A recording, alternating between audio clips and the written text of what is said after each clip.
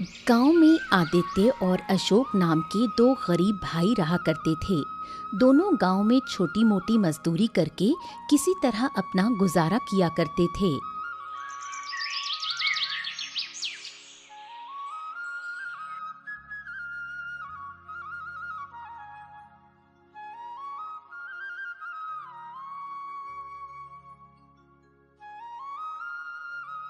शाम के समय आदित्य अपने घर पर आता है और अपने भाई को मौजूद न पाकर अपनी पत्नी रज्जो से पूछता है। रज्जो, अरे ये अशोक कहाँ गया? अभी तक लौटा क्यों नहीं? तुम्हारा भाई तो अब एकदम निकम्मा हो गया है। न कोई काम करता है, न कमा कर लाता है। दिन भर बस यूं ही गांव की गलियों में आवारागर्दी करता रहता है। ये सुनकर आदित्य का चेहरा गुस्से से तमतमा उठा। दरअसल आदित्य अंदर से बेहद लालची किस्म का व्यक्ति था। आने दो, आज उस नालायक को तो बताता हूँ मैं। बड़ा आया।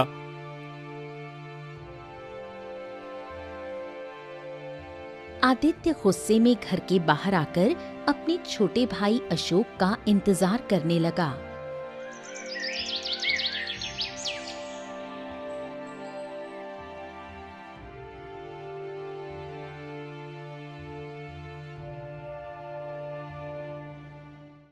क्यों रे, कहाँ मर गया था तू अशोक? हैं?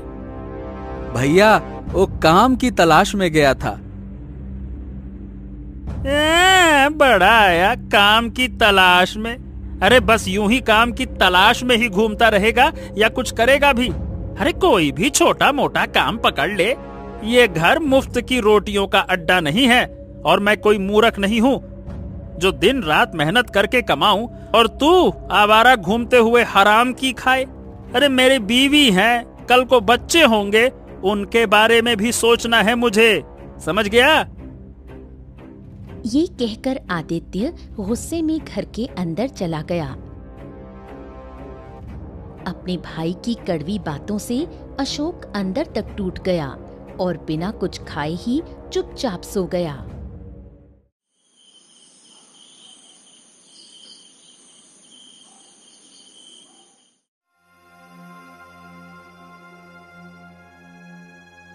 तुम्हें पता है, तुम्हारे भाई ने खाना तक नहीं मांगा। चलो अच्छा ही हुआ, एक वक्त का खाना तो बचा। ये सब ठीक है, लेकिन कल को जब हमारे बच्चे होंगे तब तुम अपने भाई का क्या करोगे? अरे सीधा सीधा बोलो रज्जो, कहना क्या चाहती हो? तुम मूर्ख के मूर्ख ही रहोगे। आज वो कुंवारा है इसलिए चुप है। कल को उसकी भी बीवी आएगी और वो भी इस घर में हिस्सा मांगेगी। आधा घर तो उसके हिस्से में चला जाएगा। फिर हमारे बच्चों के लिए क्या बचेगा? ये सुनकर आदित्य एकदम चौंक गया। अच्छा, तो फिर क्या करना चाहिए रज्जो? करना क्या है, उसे साफ कह दो या तो काम करके घर का खर्चा उठाए, वरना घर छोड़ दे। जो नहीं कमाता उसका इस घर पर कोई हक नहीं। आदित्य तो वैसे ही मन लंबे समय से अपने भाई को घर से निकालने की योजना बना रहा था। पत्नी का साथ मिलते ही वो पूरी तरह तैयार हो गया।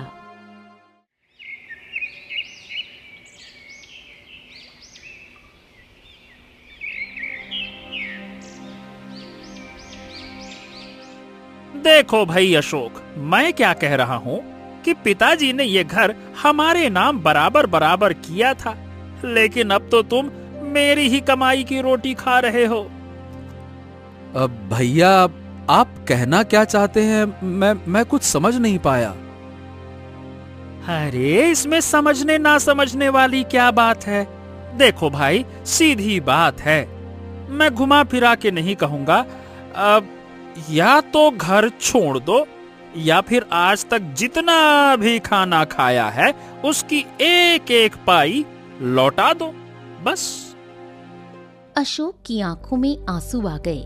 उसने कुछ नहीं कहा और चुपचाप अपना सामान समेटकर घर से निकल गया।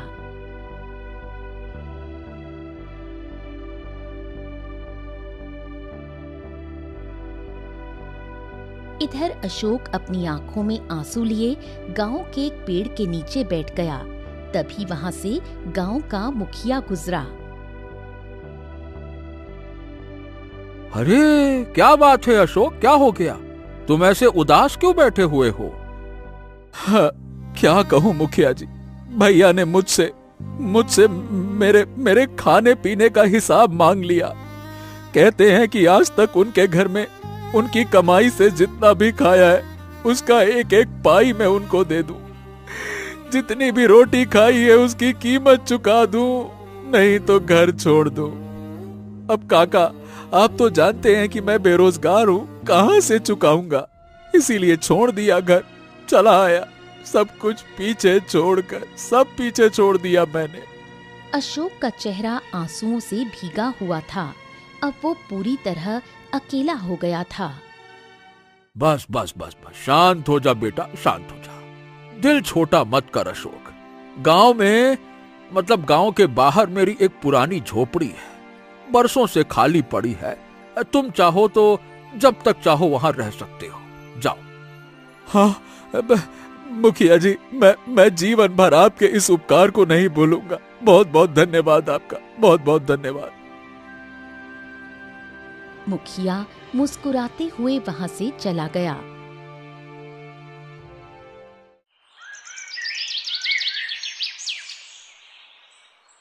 और अशोक अगले ही दिन उस झोपड़ी में रहने चला गया।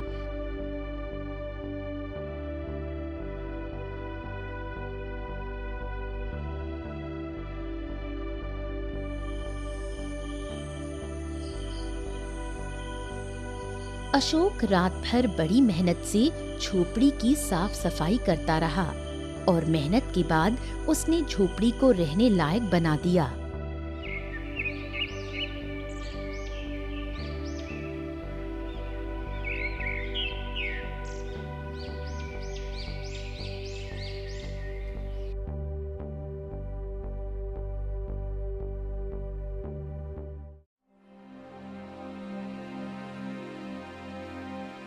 हाँ, अब बताओ अशोक, आगे क्या करोगे?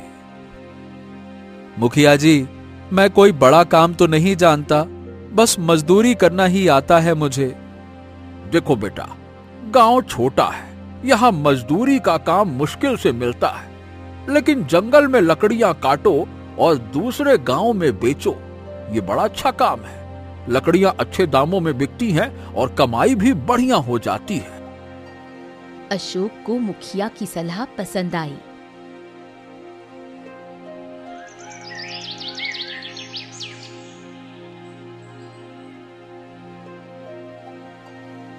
अगले ही दिन अशोक कुल्हाड़ी लेकर जंगल चला गया और लकड़ियां काटकर उन्हें बेचने लगा। कुछ ही समय में उसकी आमदनी अच्छी होने लगी।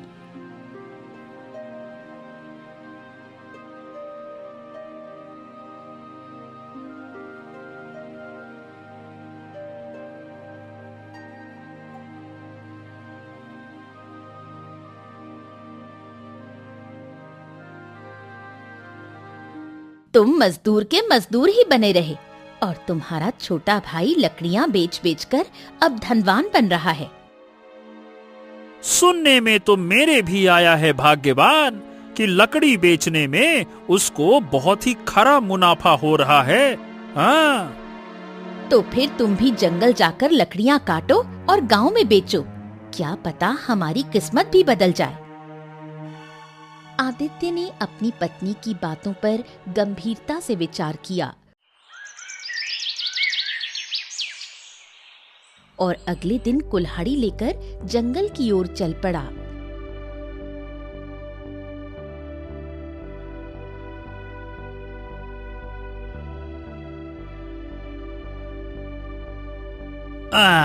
हाँ, ये पेड़ की लकड़ियां बड़ी मजबूत लग रही हैं। वृक्ष भी काफी पुराना है। ठीक है, बस यही काट कर बेचूंगा, बड़ा अच्छा मुनाफा होगा। रुक जाओ। जैसे ही आदित्य कुल्हाड़ी उठाता है, उसकी नजर झाड़ियों के पीछे कुछ चमकती हुई चीज पर पड़ती है। अरे, वो क्या है? वो दौड़कर झाड़ियों की ओर गया और देखा एक सुनहरा चमकदार अंडा वहाँ पड़ा हुआ था जो चमकीले कीड़ों की तरह चमक रहा था। ओह, हे भगवान, हे भगवान, हे भगवान, तूने तो पहले ही दिन मेरा भाग्य बदल दिया। सोने का अंडा। अगर पहले पता होता तो मैं तो कभी मजदूरी ही ना करता। तभी एक भारी सी आवाज आदित्य के कानों में गूंजी। इस अंडे को ले जाने से पहले एक बात सुन ले। इस अंडे को अपनाना होगा, तभी तेरा भाग्य बदलेगा। अचानक पीछे से आई आवाज से आदित्य चौंक गया और पीछे पलटा। इस अंडे के साथ जो कुछ भी तुझे मिलेगा उसे अपनाना होगा, तभी ये तेरा भाग्य बदलेगा। हाँ हाँ साधु महाराज, क्यों नहीं अपनाऊंगा। ये अंडा भी मेरा हो गया और जो कुछ भी इसके साथ है वो भी मेरा है।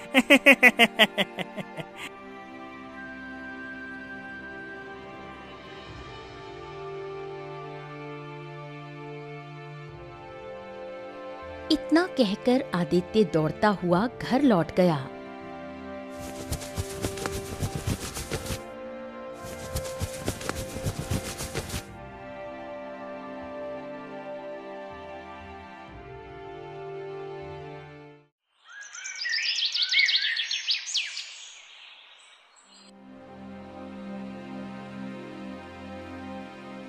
अरे, ये अंडा तो काफी बड़ा लग रहा है और ये पूरा सोने का है।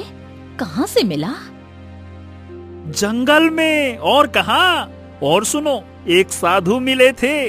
उन्होंने कहा कि इस अंडे के अंदर से जो कुछ भी मिलेगा उसे अपनाना होगा, तभी ये अंडा हमारा भाग्य बदल देगा। अजी, छोड़िए उन साधुओं की बातों को। जरा सोचो, इस अंडे को कितने अच्छे दाम पर बेच सकते हैं। पूरा खेत खरीद सकते हैं। हाँ, बात तो तुम सही कह रही हो।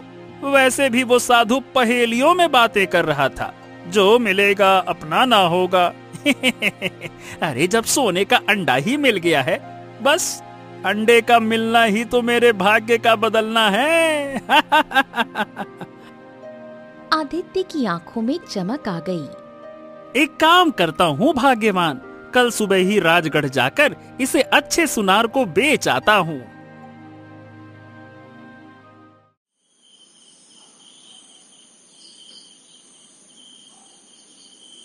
रात को आदित्य अपनी पत्नी रज्जो के साथ सो गया।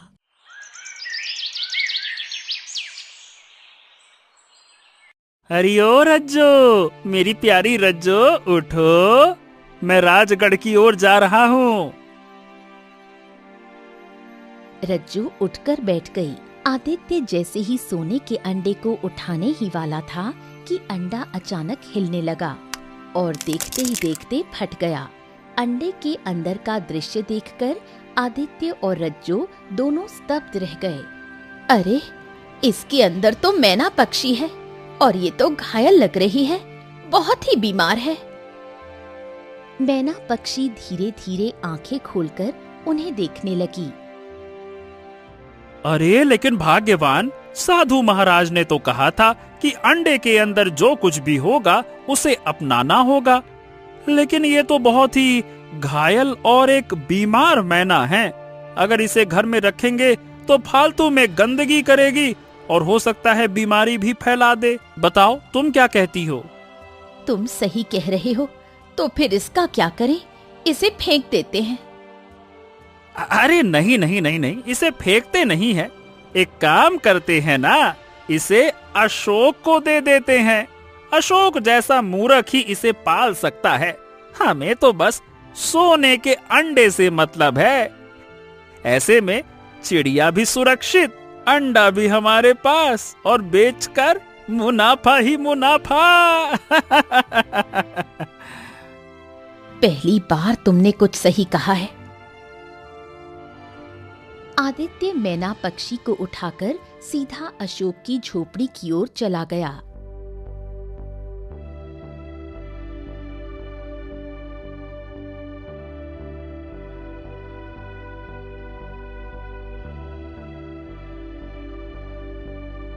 अपने बड़े भाई को देखकर अशोक चौंक गया।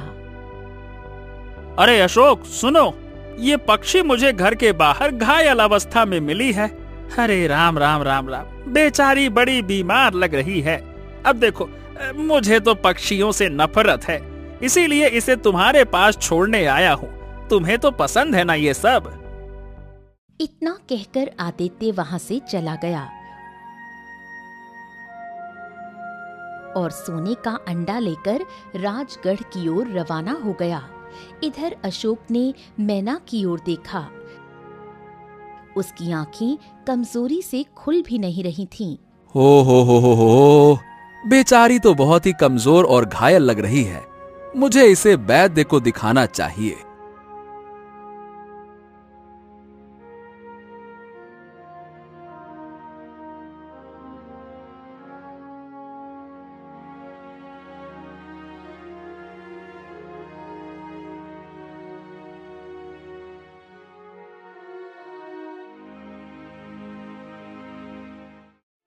वैद्य जी, जरा देखिए तो सही, ये बेचारी मैना पक्षी बहुत ही बीमार और घायल है।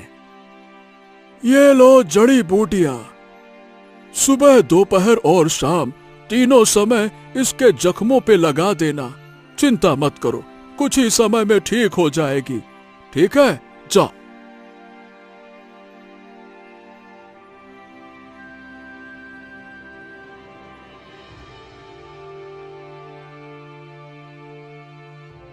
अशोक मैना को लेकर झोपड़ी लौट आया और दिन रात उसकी सेवा में लग गया।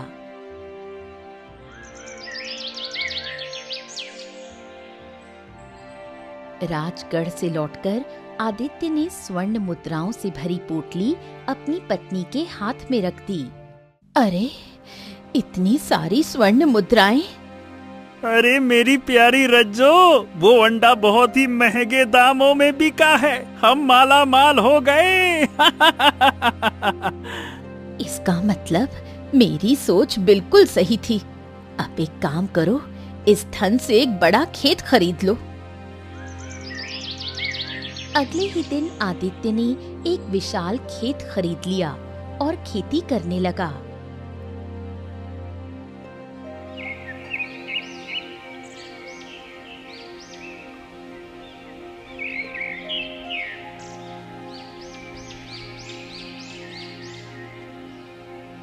कुछ ही समय में आदित्य की आमदनी बढ़ने लगी। उसका घर अब सुंदर और संपन्न हो गया। इसे कहते हैं किस्मत। तुम्हारा मूर्ख भाई तो अब भी झोपड़ी में है और उस मैना पक्षी की सेवा में ही लगा है। अच्छा हुआ हमने साधु महाराज की बातों पर ज्यादा ध्यान नहीं दिया। वो तो कह रहे थे अंडे के अंदर जो कुछ है उसे अपनाना होगा, तभी तुम्हारा भाग्य बदलेगा। अरे साधु महाराज कहाँ से जाने हम कितने चालाक हैं। अगर हम उसे अपनाते तो ना तो हमारे पास धन आता और ना ही मान सम्मान। हम भी अशोक की तरह ही गरीब रह जाते, मैना को पालते हुए। क्यों, सही कहा ना मैंने? ये कहकर आदित्य हंसने लगा और रज्जो भी उसके साथ हंसी में शामिल हो गई।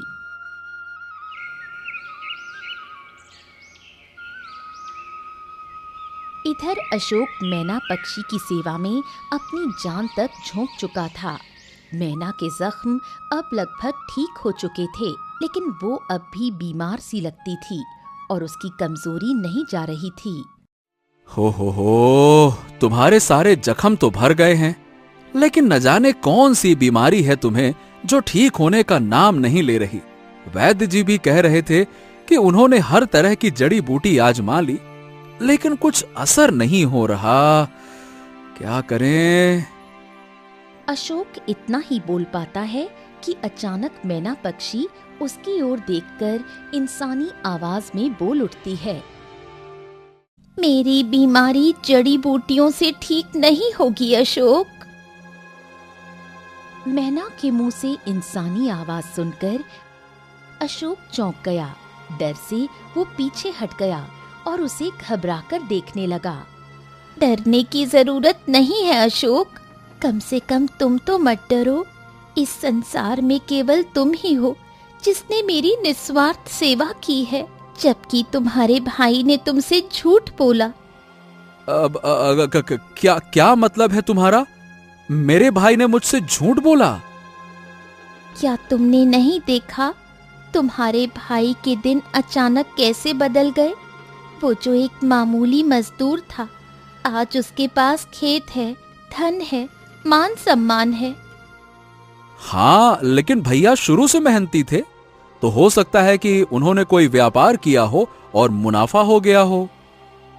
नहीं, तुम्हारे भाई को जंगल में एक सोने का अंडा मिला था।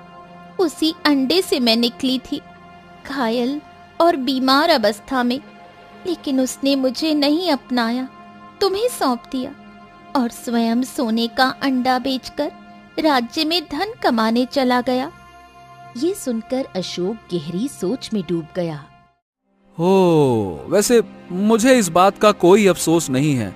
मुझे तो खुशी है कि जब भैया तुम्हें देकर गए थे तो तुम बहुत बीमार थी, बोल भी नहीं सकती थी। देखो, अब तुम्हारे सारे जख्म भी भर चुके हैं। बस तुम्हारी कमजोरी दूर हो जाए, यही मेरे लिए सबसे बड़ा इनाम होगा। मेरे शरीर में जो भीतरी कमजोरी है वो केवल जंगल में स्थित लाल तालाब के जल से ही ठीक हो सकती है। लाल तालाब का पानी? ओह, लेकिन वहां तो राक्षसी रहती है और जो भी वहां गया है वो कभी लौट कर नहीं आया। राक्षसी वहां हर आने वाले से एक सवाल पूछती है और कोई भी उसका उत्तर आज तक दे ही नहीं पाया। मैं जानती हूँ, लेकिन मेरा जीवन अब उसी जल पर निर्भर है। अगर वो जल मुझे नहीं मिला तो मैं ज्यादा दिन नहीं जी पाऊंगी। इतना कहते ही मैना की आंखों में आंसू आ गए। अरे अरे अरे अरे अरे अरे अरे अरे, क्या हो गया, क्या हो गया? मैं अपनी सेवा को व्यर्थ नहीं जाने दूंगा। ठीक है, चिंता मत करो। मैं तुम्हें ठीक करने के लिए हर कोशिश करूंगा। अगर लाल तालाब का जल तुम्हारा इलाज है, कोई बात नहीं, मैं वो लेकर आऊंगा। हाँ, चिंता मत करो। लेकिन वहाँ तुम्हारी जान को खतरा है। अरे, मुझे ईश्वर पर भरोसा है मैना। तुम यहीं पर मेरा इंतजार करना, है ना? मैं लाल तालाब का पानी लेकर ही लौटूंगा। इतना कहकर अशोक झोपड़ी से बाहर निकल गया। अशोक गांव की सीमा पर पहुंचा ही था कि सामने से गांव का मुखिया मिलता है। अरे अशोक, कहाँ भाई? इस समय कहाँ जा रहे हो? मुखिया जी, वो मैं लाल तालाब जा रहा हूँ। मैना ने बताया कि उसका इलाज लाल तालाब के जल में है। अशोक की बात सुनकर मुखिया चौंक गया और डर से पीछे हट गया। अरे ये क्या बकवास कर रहे हो अशोक? न जाने वो मैना है भी कौन, समझ नहीं आ रहा। कोई जादुई चिड़िया भी तो हो सकती है, और तुम उस पर इतना भरोसा कैसे कर सकते हो? अब मेरा मन कहता है मुखिया जी कि वो सच कह रही है। पागल मत बनो। तुम्हारा बड़ा भाई आदित्य समझदार था। उसने जानबूझकर उस मुसीबत को तुम पर टाल दिया और खुद धन बटोरता गया, और तुम ये मैना को पालने में लगे हुए हो। अरे भाई, काम धाम करके आगे बढ़ो। अशोक ने मुखिया की बात का कोई जवाब नहीं दिया और चुपचाप आगे बढ़ गया।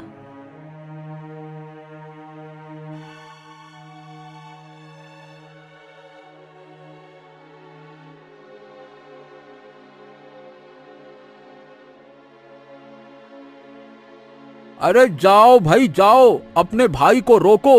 वो लाल तालाब जा रहा है, उसकी जान को खतरा है, खतरा। मुखिया की बात सुनकर आदित्य और उसकी पत्नी रज्जो जोर जोर से हंसने लगे। मुखिया जी, अब तो आपको सारी घटना समझ में आ ही गई होगी कि मैं कैसे धनवान बना। अब आपसे क्या ही छुपाना।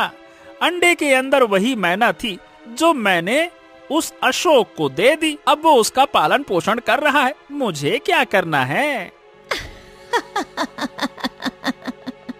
उसे तो उसी समय उस मैना को बाहर फेंक देना चाहिए था, लेकिन वो तो सेवा करने बैठ गया। अब तो हद हो गई है रज्जो, लाल तालाब का पानी लेने चला गया। इससे बड़ा मूर्ख तो मैंने अपने जीवन में ना देखा।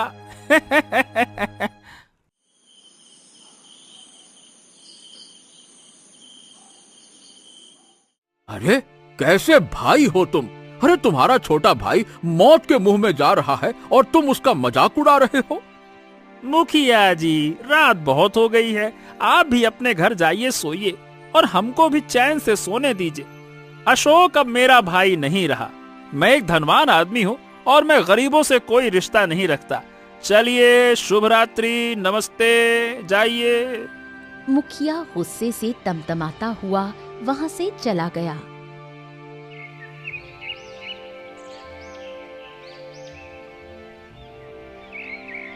अशोक लाल तालाब की ओर बढ़ ही रहा था कि अचानक रास्ते में वही साधु मिल गया जो पहले आदित्य से मिला था। रुको पुत्र, कहाँ जा रहे हो? अशोक ने साधु को देखकर सारा हाल सुना दिया। तो अब समझ में आया। अच्छा, क्या तुम्हें पता है लाल तालाब में राक्षसी वास करती है? हाँ साधु महाराज, मैं सब जानता हूँ, लेकिन मैं बस किसी भी तरह से मैना की जान बचाना चाहता हूँ। क्यों?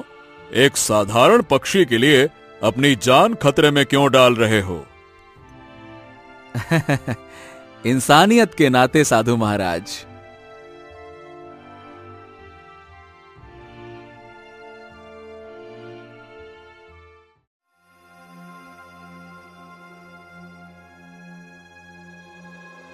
अशोक तालाब के पास पहुंचा, तभी जल से एक गंभीर आवाज गूंज उठी।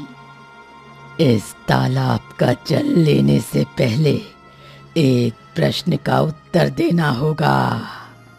पूछो। पहले ये बता, तू इस जल को क्यों लेने आया है? अशोक ने पूरी घटना विस्तार से बताई। कुछ देर सन्नाटा रहा, फिर वही आवाज गूंजी। लोग अपने लाभ के लिए जल लेते हैं। तू पहला इंसान है जो एक पक्षी की जान बचाने अपनी जान दांव पर लगा कर आया है। तुझसे कोई प्रश्न नहीं, जितना जल ले जाना है ले जा। अशोक ने तुरंत कलश में पानी भरा और वापस अपनी झोपड़ी की ओर रवाना हो गया।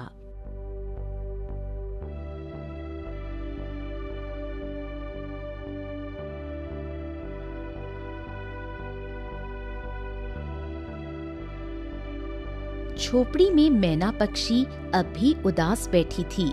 अशोक को देखकर उसकी आंखें चमक उठीं। तभी वहां मुखिया आ गया। हाँ। अरे वाह वाह वाह वाह अशोक, तुम्हें देखकर बड़ी खुशी हो रही है। लगता है कि तुम पानी लाने में सफल रहे, है ना? हाँ मुखिया जी, मैं पानी ले आया। तभी आदित्य और रज्जो वहां पहुंच गए। अरे ये क्या? मैं तो ये सोचकर आया था कि अब तेरी मौत की खबर मिलेगी, लेकिन तू तो। अशोक ने कोई उत्तर नहीं दिया। वो सीधे कलश को मैना के आगे रखता है। हाँ, अब लो मैना, पहले तुम जल पियो। मैं तुम्हें इस हालत में और नहीं देख सकता। पियो पियो पियो, आराम से पियो, लो। मैना ने जैसे ही जल पिया, वो रंग बिरंगे प्रकाश में लिपट गई और देखते ही देखते एक सुंदर राजकुमारी में परिवर्तित हो गई।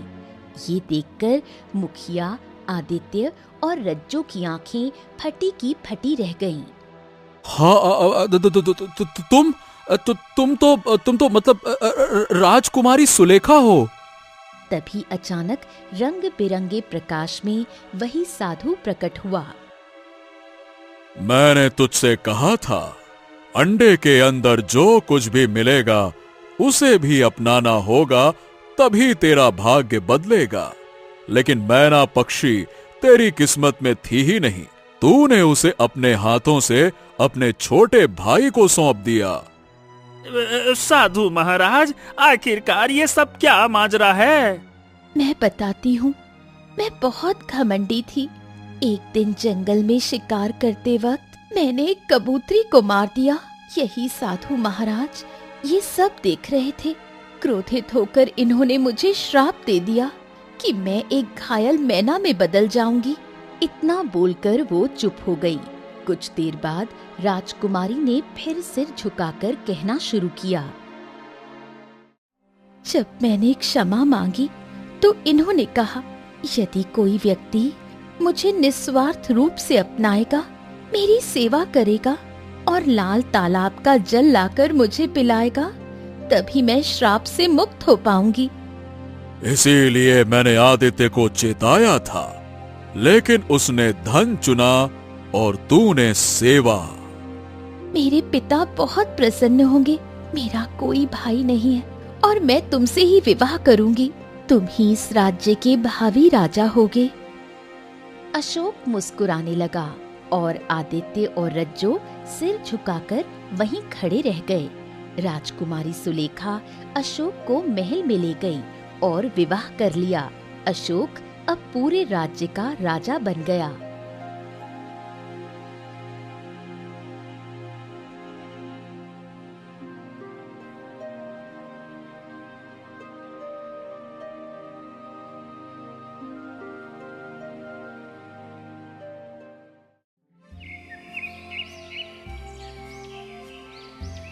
वर्षों बीत गए।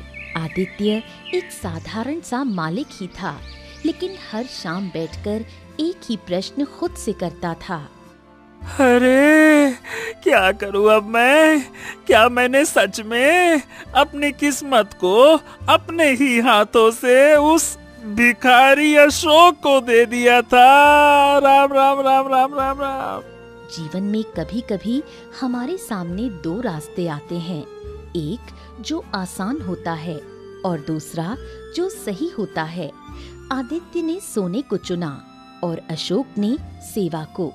धन से आदमी अमीर हो सकता है, पर इंसानियत से वही राजा बनता है।